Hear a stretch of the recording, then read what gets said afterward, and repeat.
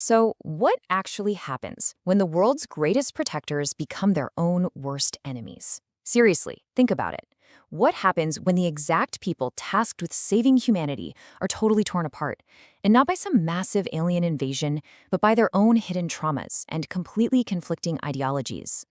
Welcome to The Explainer. Today, we're unpacking the really devastating internal destruction right at the heart of Captain America's Civil War. This isn't just about superpowered people throwing punches. It's actually this incredibly fascinating look at accountability, grief, and just masterful manipulation. So, let's unravel exactly how a team falls apart from the inside out.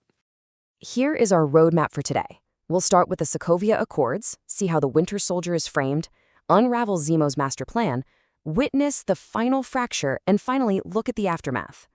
Okay, Section 1, the Sokovia Accords, the price of saving the world. Every major conflict has that one tipping point. And for the Avengers, it hits when a mission in Nigeria results in some really tragic civilian casualties. The global community, they immediately react. The United Nations introduces what's called the Sokovia Accords. Basically, this is an agreement mandating that the Avengers can no longer act independently. From now on, they have to operate strictly under UN supervision. Just like that, the world's saviors are suddenly viewed as a massive potential threat.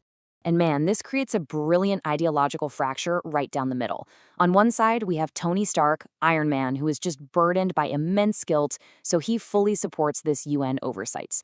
But on the flip side, Captain America outright rejects it. He's driven by this deep, deep distrust of government agendas, believing that at the end of the day, the safest hands are still their own. And the thing is, both sides are completely justified here, which is exactly what makes this impending split so incredibly compelling. It's your absolute classic debate of security versus freedom. Moving on to Section 2, the Winter Soldier Framed, a ghost from 1991. So while the Accords definitely ignite the debate, the actual spark that starts the whole war is Bucky Barnes. Let's rewind a bit. Back in 1991, Bucky was brainwashed by Hydra into becoming this terrifyingly deadly assassin.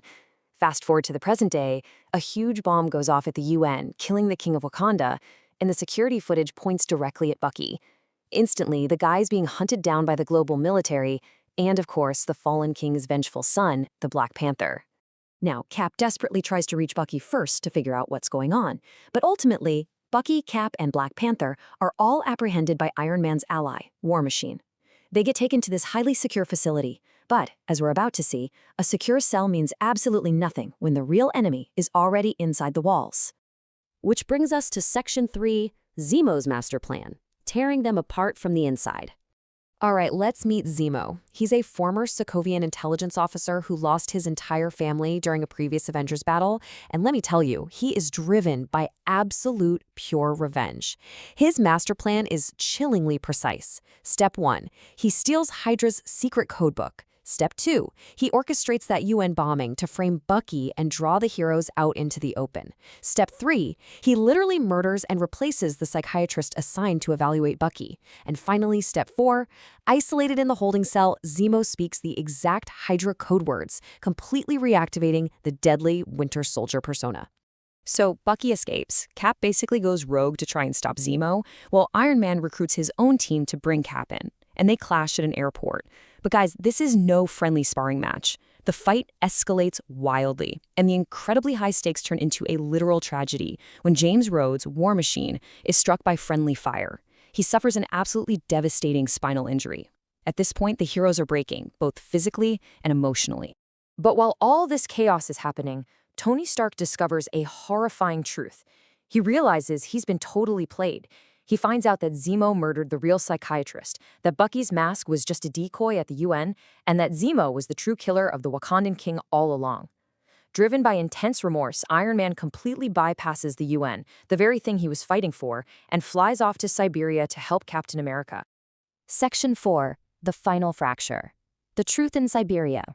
Iron Man arrives at this frozen Hydra camp, forming a super tense truce with Cap and Bucky. They gear up, bracing themselves to fight 5 other elite, brainwashed Hydra assassins in their sleeping chambers. But, instead, they find them dead. Zemo had already killed them in their sleep. No huge army to fight. Then, from safely behind a giant security door, Zemo drops this absolutely chilling realization. His intention was never to murder those super soldiers. Not at all. It was simply to bring the Avengers together, right there, just to watch them destroy each other. He knew for a fact he couldn't beat them physically, so what does he do? He weaponizes their own secrets against them. And he does it by playing that 1991 video recording we talked about.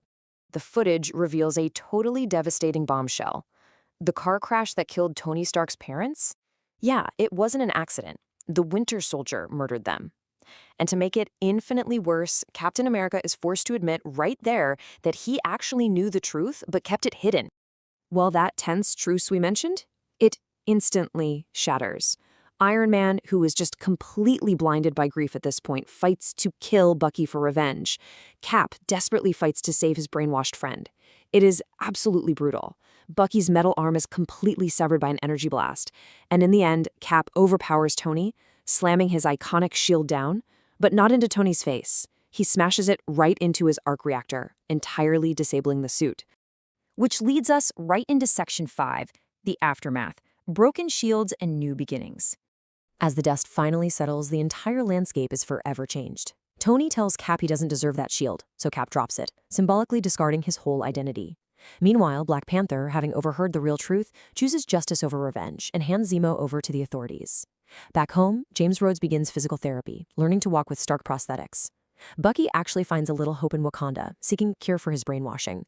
Oh, and we do get a glimmer of the future, as Spider-Man heads home, getting recruited and equipped for some brand new adventures. It really is a phenomenal story of manipulation and completely fractured loyalty. But I want to leave you with this one question to ponder. If our greatest heroes cannot trust each other, who can the world trust to protect it? Seriously, think about that the next time you consider the really delicate balance of alliances. Thank you so much for joining me on this explainer today. Keep questioning, keep learning, and I'll see you next time.